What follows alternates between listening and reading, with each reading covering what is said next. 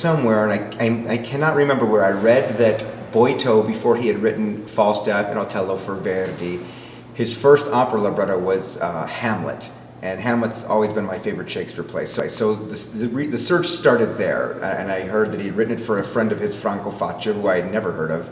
And then I did a little bit of research on him, learned that he became a very famous conductor. And I wrote to just about everybody I could think of. I live in Chicago, so Philip Gossett, the important Rossini and Verdi scholar, lives there too, and he got me in touch with somebody at Ricordi, which is the main music publishing house in Italy. And over a summer, a series of emails went back and forth, and they finally said, we have the autograph manuscript that the composer wrote. Because I had looked at every library, in the world for a score of it, and nobody had anything of it, because the only thing that apparently existed, with the exception of a few published arias and excerpts, the only thing of the complete opera that existed was the composer's autograph manuscript. So I was in New Hampshire at the time, and I had it sent to my parents' house. They got a microfilm, this nice microfilm, and my mom went to the library and she printed out about a dozen pages of it, and she sent it in the mail. And you saw the first page. It says Amleto, and it says there's talk. It says about the Minister of Commerce and Industry, blah blah blah, and it's just a lot of official documentation stuff. And on the bottom, so you can see, it says F. Faccio, Franco Faccio, so that's his signature. So just sort of like a bureaucratic title page, and then you open up to the first page, and all of a sudden you're looking at music. And so I'm a musician. I know this is music. However, it's so badly faded. There are scratches on the microfilm. Sometimes you can't even see where all 5 lines are.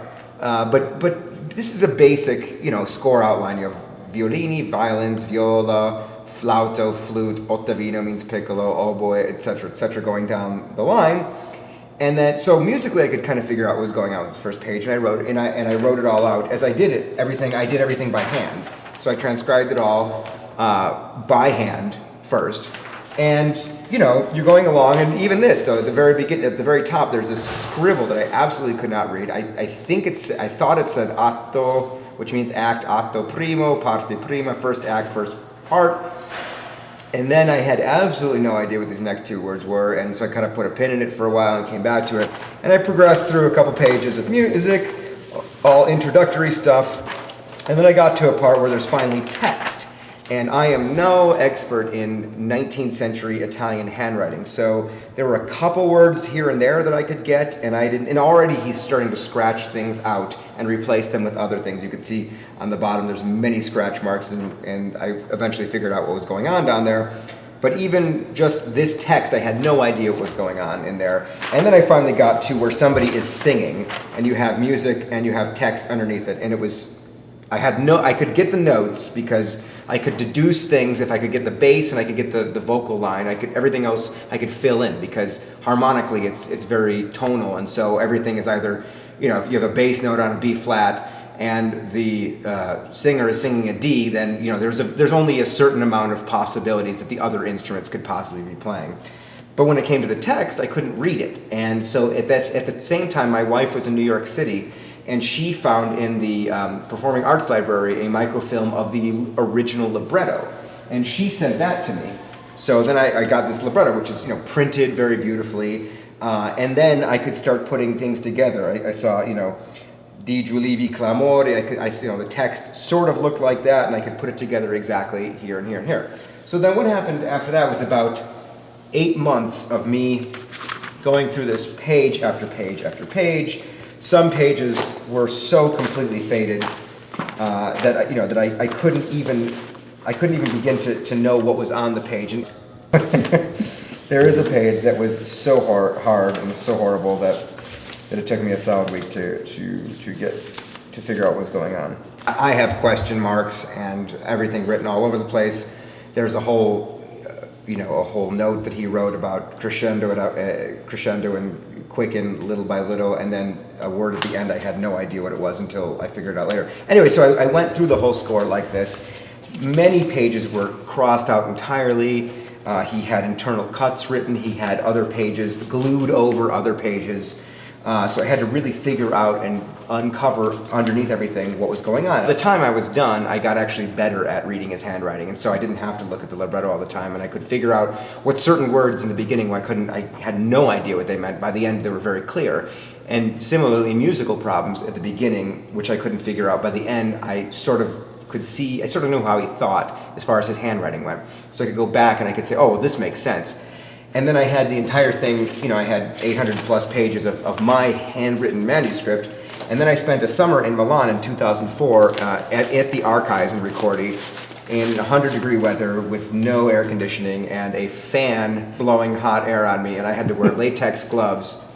And I had a bunch of Italian librarians sort of looking over me, making sure that I didn't sweat on the manuscript or touch it in any way. And I actually could touch the manuscript and go through it page by page, and that clarified many more things. Once I was done with that process, I put it all in a computer program and I made a score, which is much cleaner, much clearer to read. It's very, looking through this, it's what a musician would use. Now this is all the orchestra instruments and the vocal lines and everything. That is not really useful to anybody, except for a conductor who's preparing a full production. If you want to show somebody what this music sounds like, you need what they call a piano vocal score. And a piano vocal score is basically a reduced version of the orchestral score, and you take all of the instruments and you sort of make it into a playable form on a couple staffs. And so then I had to do that with the orchestra score, and I made this piano vocal score. I did it all by hand, and then I put it up in a computer program, and as you can see, it's very clean and very easy to read. So at that point, that's when the work started. Because at that point I had these two big hunking manuscripts, and then I had to go through them and start finding the mistakes. Now, finding the mistakes is a thing that never ends. Finding mistakes, we're still finding mistakes. We found 2 mistakes yesterday, and they range from little small things like textual mistakes, spelling errors, to glaring things like wrong notes. And I'm sure as we go through this process, we're going to find even more mistakes. So what I had for many years was just these things that I created, and they're paper, they're actually just blueprints. All a score is a blueprint. And until you get human beings to interpret them, to sing them, to play them, it was all living in here, and it had no, I knew what it sounded like, but I didn't know how powerful the piece was. And it wasn't until this summer when I started coaching singers and started playing through it and having actual singers sing through this that it dawned on me how powerful this music was.